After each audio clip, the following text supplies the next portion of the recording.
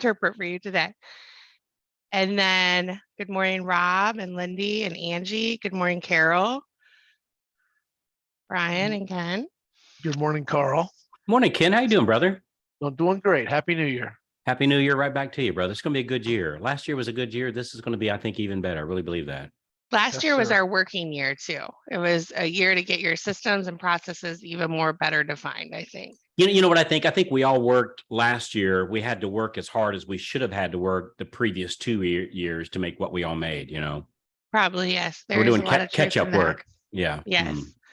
All right. Well, I will go ahead and I want to introduce Carl. Carl, it's really my pleasure to have you on today. So excited for our first Motivational Mindset Monday of the year. Carl is founder and CEO of Mortgage Marketing Animals, a successful marketing training company. Carl is also a non-producing branch manager at one of the top mortgage branches in America and the host of the #1 podcast for loan officers, loanofficerfreedom.com. Mortgage Marketing Animals teaches the strategies that originators in White's own branch use today to close more loans in less time. So I also want to add to that I've known Carl, maybe for like 6 or 7 years. Yeah. And then since we went to Success Mortgage, we've been coaching exclusively with his company, and it's just a game changer for us. So super, I can't even, the processes that he's helped us put into place and his coaches have helped us put into place have given us more freedom with our time, as well as the consistency with what we close as loan officers. And we're all in sales. So I really feel like what Carl can share with us today is across the board for realtors and loan officers.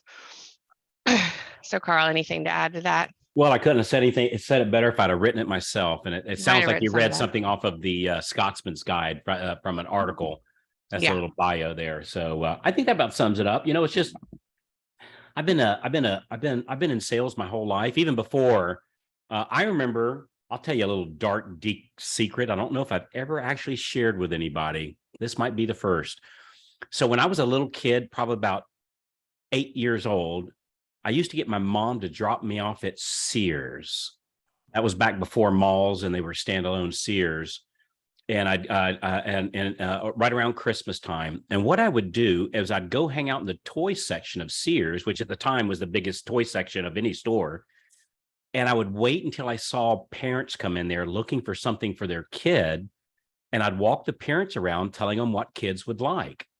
And I never told my mom that's what I was doing at Sears, but I'd just hang out there in the toy section and wait till somebody showed up. And I go, hey, I saw you looking at this, have you thought about this? And as weird as that sounds, that's where I got my start. Yeah. So I don't know. I love that. Yeah. I didn't, what I didn't do is I didn't hook up with Sears and ask for a commission split. Now that I know what I know, yeah. I would have set up my commission ahead of time. So spoken to the manager first. Yeah. So I love that. And we're all like, wanting to help our clients better, wanting to serve our community better with what we do. What are your recommendations for the best ways to goal set as we start this year? I think a lot of it is just, you have to find out where you are and where you want to be. Like for me, it's like, where are you, where you're going to be and how you're going to get there. And I think it's, one thing we have to be careful of is we don't goal set based upon our past, because once we start actually doing proactive activity, where we can be a year from now might not be what we would call realistic. I hate the words like, Danielle, you and Ken know this, but in our little group, one word that's a no-no word is the word realistic. And so realistic is just a really bad word. So I want to be unrealistic. And so what I do is just look at what's like, pick somebody that's doing better than you, right? And we all have somebody that's doing better than us, or at least in a certain area of life, whatever that area is. And I look to see what they're doing and I just copy them, right? And when I copy somebody, I'm not going to copy, like if I'm just okay, I'm not going to copy somebody that's good. I want to copy somebody like you and Ken, Danielle, I want to copy somebody that's, at the top of their game. And it's just simply like, what are they doing? What'd you learn last year and what are you going to do differently because of it? And so I think it's just, just find somebody super successful and copy them. Like there's usually nothing. One thing I've noticed I've hung out with some really, really, really high level people, and you guys know, but like I hang out with Kevin O'Leary over at the Shark Tank, and Damon, I'm getting ready to meet him here in 2 weeks in San Diego. And one thing I found about hanging like really, really high level people, they're just normal people. Like there's nothing special about them. They have their fears and they have their challenges, and there's nothing really special about them. It's not them that makes them special. It's the activities that they do. They're just normal people. And I was a little like when I first met Kevin, I was a little first of all, I was scared, right? Because I thought for sure he's going to do, I'm going to crush you like the cockroach that you are, kind of thing. And that, by the way, that mean shtick is just a shtick. He's like the nicest guy ever. Super, super, super nice guy. And it's just, he just does activity. Here, I'll give you a fact. I was preparing for this call, and I've done it for loan officers, but I hadn't done it for real estate agents. So I did it last Thursday. So last Thursday, I called 100 random real estate agents, right? I told my assistant, give me 100. And we did it throughout the US. And I think it was like 2:00 in the afternoon. That way, everybody across the nation was awake.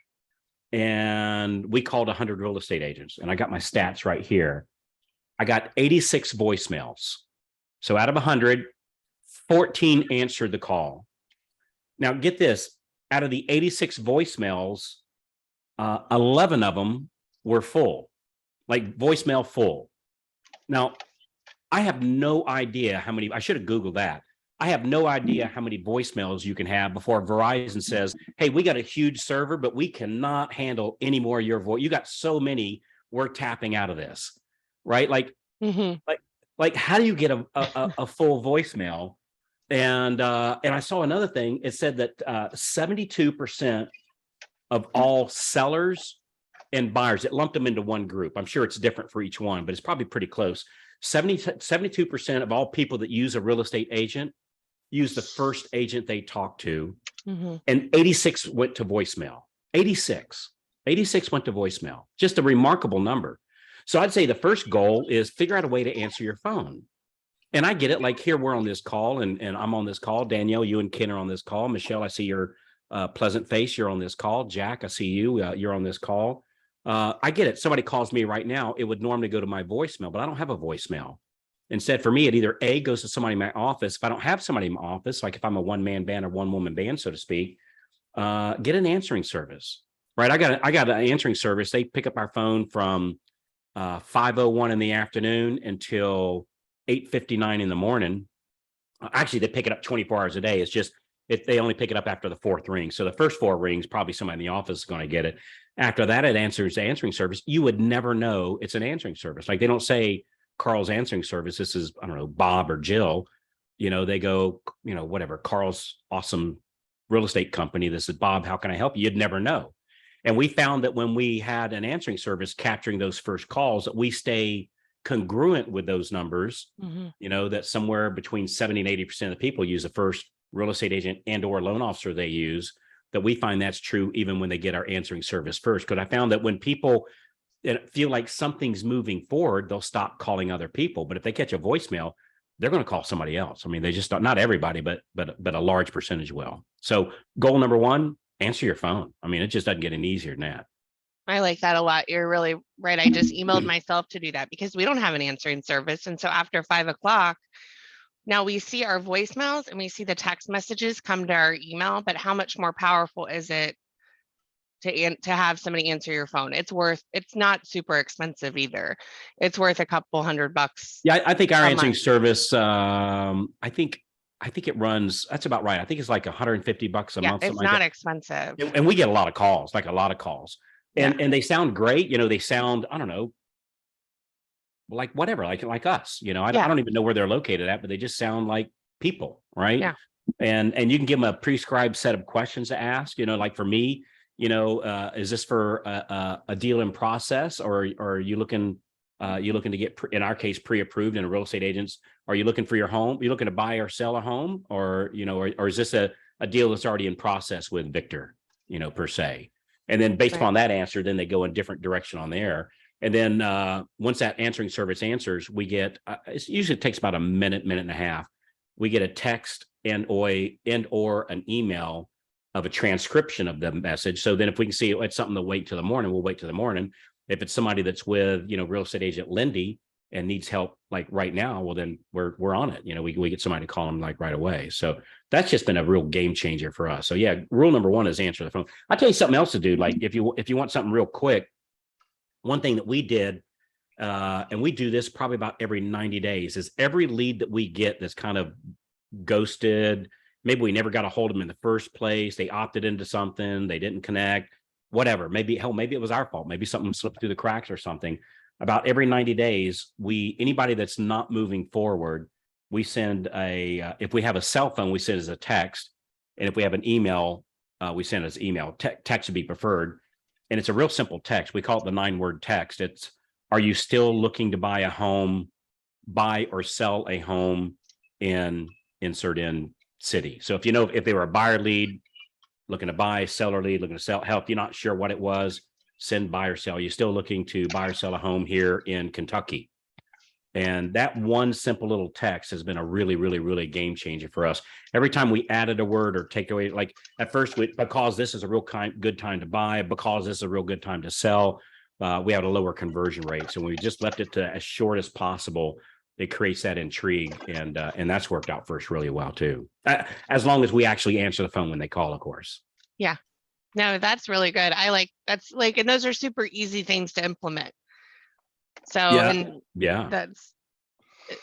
that's but only do that, only do that if you like money. If you hate money, don't do that, because you'll have more of that stuff that you hate. But as long as you like money, those are some real good things to do. And and I think you just have to, I would say the biggest mistake, two big mistakes I see people make, and I'm gonna write myself a little note here. Two big people I see real estate agents and I guess anybody in sales, but I'm thinking of like real estate agents and loan officers, is we don't measure and we don't ask. Don't measure and don't ask. So for me, there's 4 things, and only 4 things, that we need to measure. Thing number 1, how many leads came in? How many leads came in? Like how many leads came in the last 30 days? Number 2, how many closings did we get? Number 3, how much money did we save? Not how much did we make, how much did we save? And number 4 is how many hours did it take to make all that happen? Measure those 4 things. That alone will be a game changer. Because then we'll see, well, gee, it seems like I'm running a little thin. Well, no wonder I got less leads. All right, what do I need to do to get more leads? Like instead of just like, gee, it seems slow, I wonder what's going on, we can see, are we getting leads, not closings? Then are we following up the leads? Do we have a source of the leads problem? Like my famous debacle, and I think I've mentioned this to you, Ken, is I did I like going to flea markets. I don't know why. I just do. I like walking around and seeing all the weird stuff, and just eclectic and some old stuff. I just like it. And there's a huge one here. I'm in the Tampa Bay area. There's a huge one down the road here. So I was walking around there one day and I go, holy cow, there's a lot of people here. And I thought, man, I bet a lot of these people are looking to, buy, sell, or refinance, for a loan officer. And so we opened up a booth there, a little kiosk, and gave away something, got people to opt in.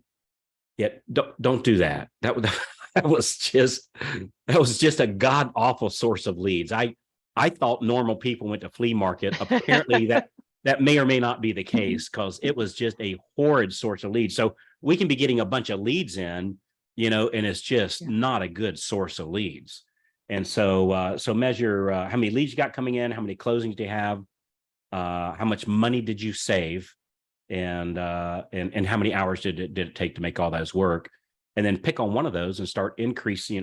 Increase the leads, increase the closings, increase the dollars, and decrease the hours. Figure out, what do I need to make that, to make my ratios better. So Ken and I have been in the industry a long time, and we only recently, like last year, started really tracking. Mm-hmm. Like like nailed it down. And it's so fascinating because this is kind of embarrassing. We used to figure out if we were going to be slow or like where we were at by the by the amount of our credit bill. Like I would get our credit report bill and I'd be like, oh, it's really high. Well, we're going to be busy. Oh, it's kind of low. We're going to be a little slow. Like that's not a good way to track. And so we started to dive down, track our leads, track like how they were, the process, if they're yellow, green, red, all this stuff.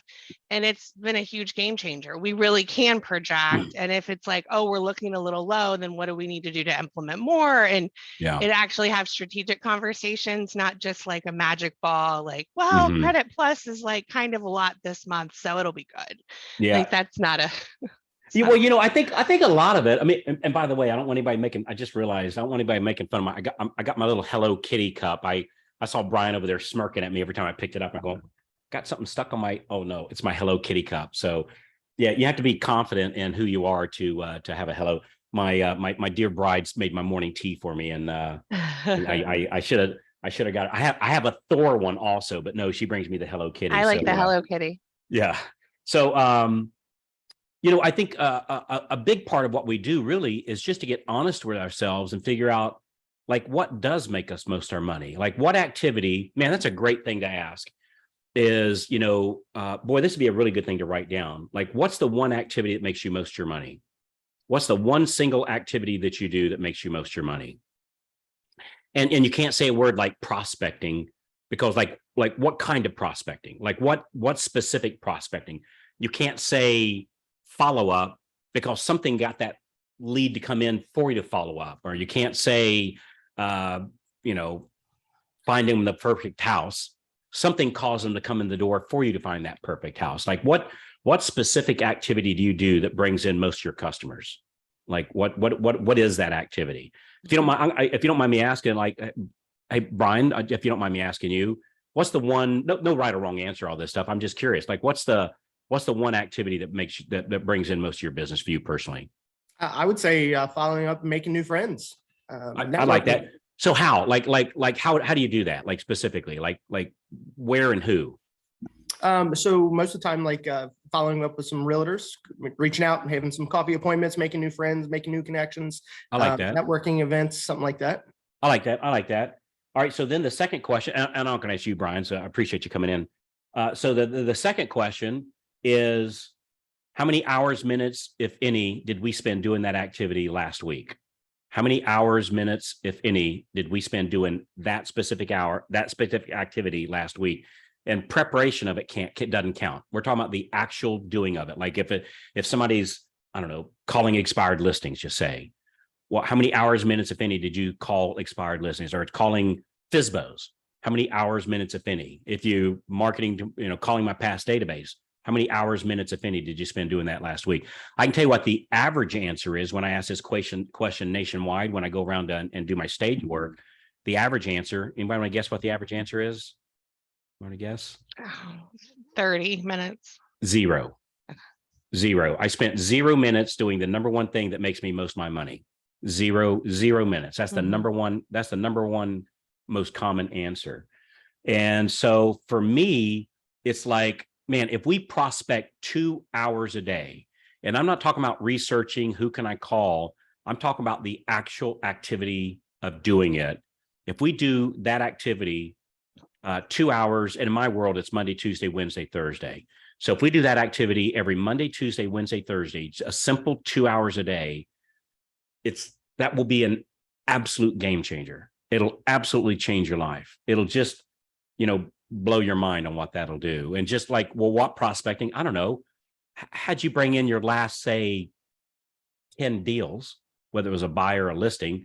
Like what activity did you do bringing your last 10? Whether that happened last month or it took the last 2 years for that to happen, like whatever, like what was that activity?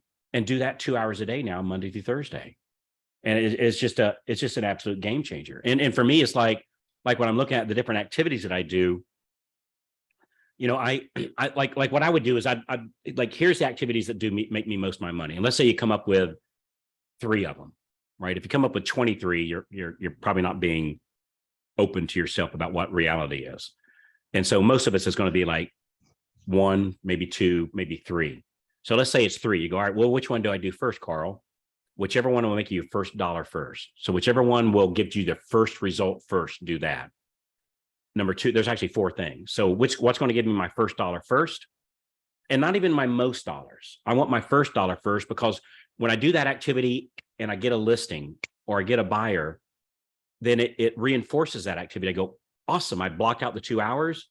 I did that activity and I have a listing appointment this afternoon, right? So it goes, wow, if I do this, it actually works. And so that's what motivates us is results, right? I don't get motivated before I do something. I get motivated after I do something is when I get motivated. I see the results of it and I go, dang, I think I'll do that again, right? So number 1, what's going to give you your first dollar first? Number 2, which one am I likely to complete? Which one am I likely to complete? And we just had to be real honest about that. Like, let's say I used to do a little local radio show here on Saturday mornings, and there's a group here in the Tampa Bay area called the Duncan Duo. They do a radio show every morning. Hey, it worked for me pretty good. But I might go, well, gee, I see, Jack doing a radio show, but Jack's Jack. He's kind of colorful guy. He's kind of special. I don't know if I would do that. There's a lot of steps. I got to do this and that and this and that. Just being honest, I probably won't complete that activity. That's okay. Just be honest with yourself. Say, all right, make sure I'm not should I complete it? Will I? Am I likely to complete whatever that activity is? Number 3, do I enjoy doing it? The last thing I want to do is start doing a bunch of stuff I don't like doing, right? So is this activity I enjoy doing? If it's like if it's having a booth at the wedding shows, if you don't like doing that, even if it works, don't do it. Pick something that you like doing. Me personally, I hate working booths, right? I just maybe it's my flea market experience, but I'm just not much of a booth guy. I just don't like it, right? It's just not my thing. It's a great thing to do. I think it's a great activity. Nothing wrong with it. One of the people I work with, Tammy, loves doing that stuff. Me, I just don't like it, right? So first dollar first, likely to compete. Will I enjoy doing it? And the last thing is, can I delegate this out at some point? Can I delegate it out at some point? Because if I can't delegate it out at some point, then I don't want to do it, because then it's not scalable. Once I'm doing 1 or 2 or 3 or 4 or 5 things that's not delegatable, and I get another new idea from Leslie Dixon, I can't do that one because I'm already full with these activities that I'm already doing. And so you have to make sure that you can delegate it out. So first dollar first, likely to complete, enjoy doing, and at some point I can delegate this out. Anything that checks all 4 of those boxes, that's the activity I'm going to do first. And it's a proven activity that helped me bring in my last 5 or 10 deals. Or I see Sammy Went doing it, and Sammy's knocking out of the park, and I'm going to copy Sammy. I think that's great. It's a really easy way to figure it out, right? Like, you sit down, take 30, 45 minutes this week, think about it, and actually, look at where you've gotten your past business. Ken and I sat down in November and looked where we'd gotten our previous business, like all of our closings for the year. And we were surprised by how much had came from our previous database. Oh, yeah. So do you want to talk about how, I know that's a big thing, how important your previous database is, realtors or loan officers, it doesn't matter. Yeah. So as a general rule, you should get if you've got 100 people in your past database, you should get about a deal a month. If you got 300 people in your past database, you get about 3 deals a month. And they don't have to be past database, right? This can just be like friends and family, like people that as long as you're contacting them, right? As long as you're contacting them, which by the way, right before we got on, I saw somebody, or I was on another Zoom call with a group that meets at 8:30 Eastern time every morning, and somebody on there, hey, if it doesn't get better, I'm gonna have to go get a real job. And it's like, gosh, I don't know, treat this like a real job, like I don't know. In this case, she was saying, and probably a little bit as a joke, maybe a little bit not. She was thinking about, maybe I need to go be a hairdresser. And I go, well, if you're a hairdresser, awesome profession, nothing wrong with that, right?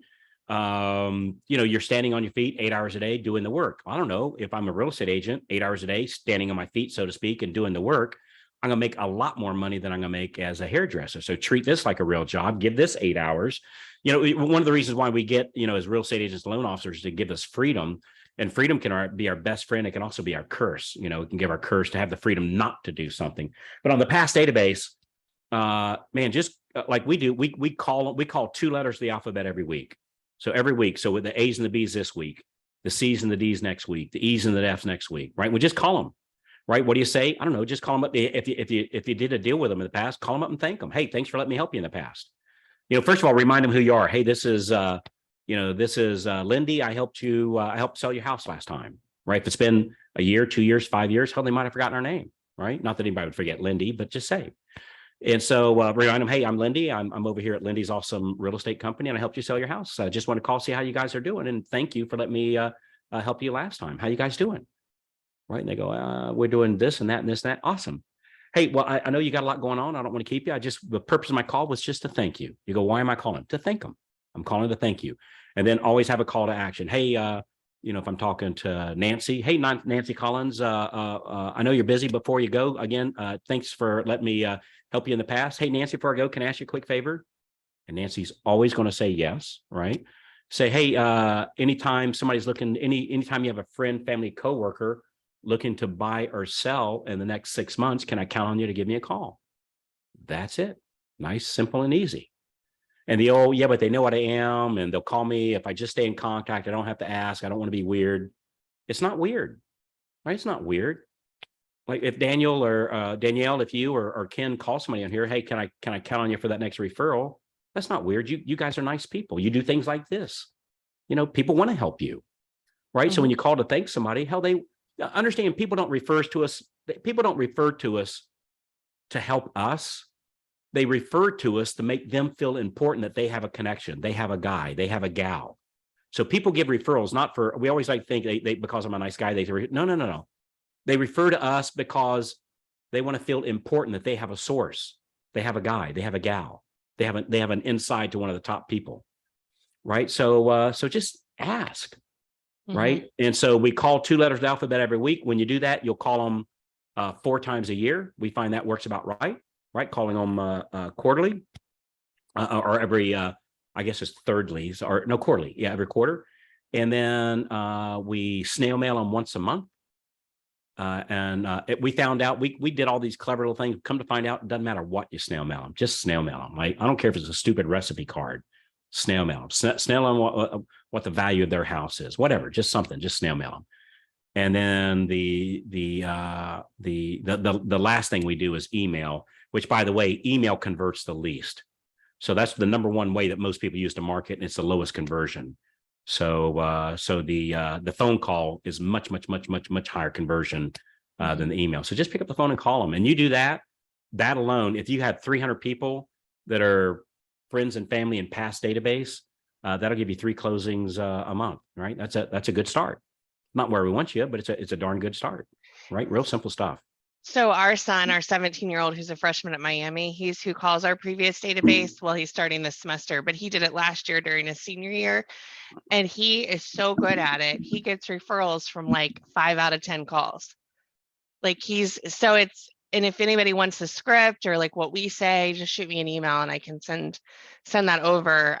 Because you do have to follow it. Like if you just keep on it and keep through it, and you have to do it, which sounds funny, but you can't just talk about doing it. You actually have to make the calls. But Ken and I were super surprised by the percentage. It was like 40% of our business this past year came from our closed loan database. Yeah. So we're like, well, and why do we go calling strangers that don't know us? Well, we can call people that they trusted us with a big, huge part of their life. Why not call them first? Right. It's like, and people do want to help, and they want to be that person. They want to be a go-to person to their friends and family. Well, it's 9:30, right past that, so I won't keep everybody too long. So thank you, Carl, so much for your time and wisdom this morning. It was fantastic. We truly appreciate you and are so lucky to partner with you. Quote of the month: new year, new verse, a new chapter, or just the same old story. Ultimately, we write it. The choice is ours. Alex Moret.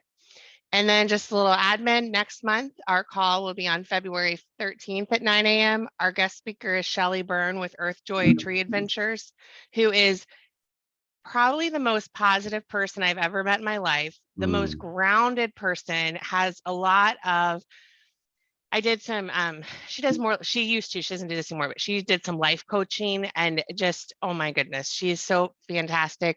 She'll be discussing positive mindset and how to stay grounded and energized. She has put some fabulous systems in place for her life. So really excited to have her share with us next month. So everybody have a fantastic week. Thanks, Carl. Thank you so Appreciate much, you guys. Carl. Appreciate Thanks so all of much. you. Absolute honor being here with you guys. Thanks so much. Thank You guys you. are a class act, Danielle, Ken. Appreciate it. Thanks, Carl. you. Bye, guys. Thank you.